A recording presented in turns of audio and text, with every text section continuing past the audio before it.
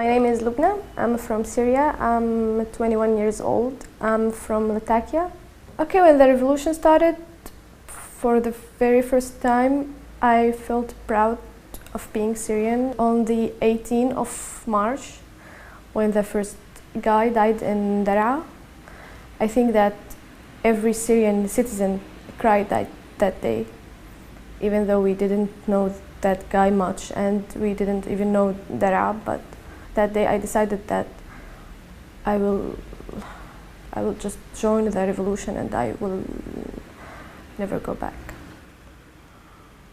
My parents were divorced since I was around like 10 years old, and I lived with my mom.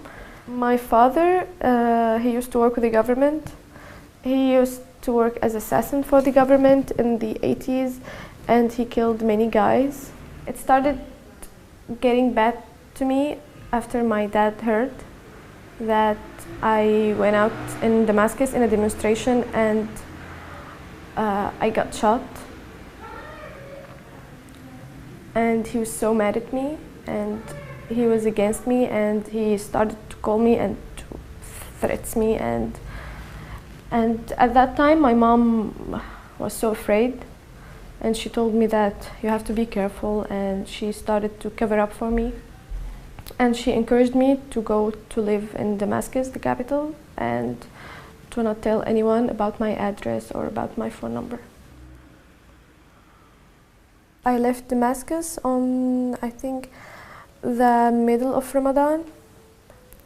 I don't remember the exact date, but I remember that it was Ramadan, so I moved from Damascus to Latakia, and then from Latakia to Jabal Ikrad. It's the mountains of Latakia.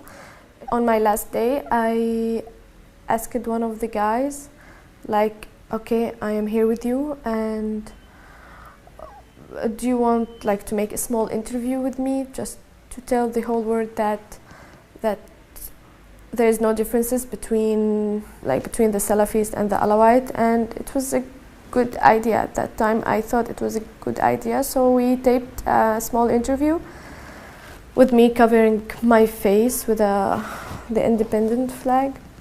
I just wanted to say like small thoughts, like we are all Syrians, like look at me, I'm an Alawite, and I'm a village that's being shelled the whole day from an Alawite villages. والوالدة؟ الوالدة محايدة. الأخوة كمان محايدة. They recognized me from my hair and from my voice. They knew that Lubna is the girl with the independent flag, and they took my mom. I tried to call her 3 days, and she didn't answer, and her mobile was off, and the home line was like no one answered it. I knew that because of the video they kidnapped her. I kept looking for her. I called every single person that I know in Syria just to, like, if he heard anything about her, and I called my dad.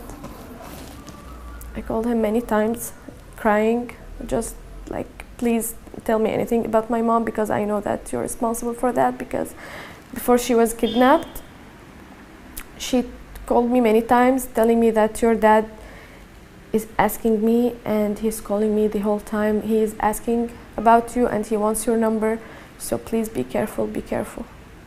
On Friday, a trusted guy that I trust so much, and I know that he always tells me exact stories and news. He told me that your mom is dead. Your father killed her.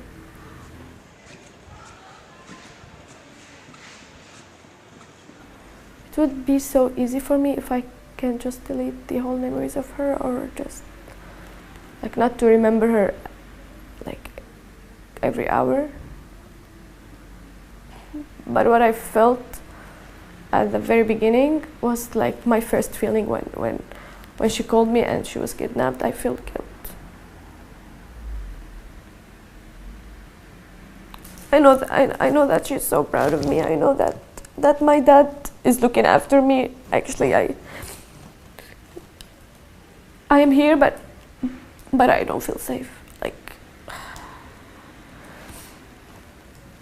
I know that he's a criminal, and he's ready to do anything just like to show the people that he's supporting the government, or he's with this stupid president, or I don't know.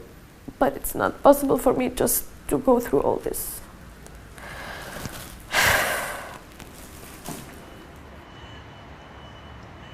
I work with a small group. We do like news pieces, and we send them to the channels.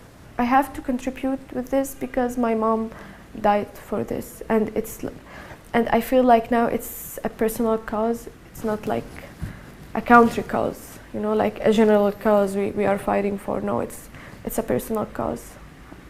I lost the most important person in my life, so I won't let her death be in vain. I have to leave my mark in this revolution.